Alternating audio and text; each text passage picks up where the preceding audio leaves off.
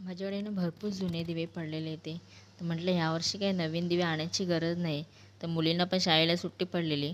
उगाचच घरात मस्ती करण्यापेक्षा त्यांना हे काम सोपवलं. त्यांना म्हटलं जे काय आपले जुने दिवे आहेत ना, त्यांना घ्यायचं आणि मस्तपैकी त्यांना कलर करायचा आणि डिझाईन बनवायची. तर डिझाईनवालेच हे दिवे होते, तर त्यांना त्यांना ते लोकांनी कलर केले. तसं छोटीने थोडे घेतले आणि मोठीने दोघींनी पण आपापले दिवे त्या कलर करायला सुरुवात केली. तर काळपट होतं ना, ते पण दिसायचं ना असं त्यांना मी टार्गेट दिलेलं. तर अक्षरशः ते कामाला लागले आणि बघा वेगवेगळे फक्त मध्ये आधी फुलाला त्यांनी कलर केलं आणि मग मधोमध दुसरा कलर असे 4-5 कलर यूज करून परत ग्लिटर होते माझ्याकडे, ते त्यांनी यूज केलं, गम लावलं त्याला आणि बघा ग्रीन कलरचा ग्लिटर त्यांनी उपयोग केलेला इकडे साईडला.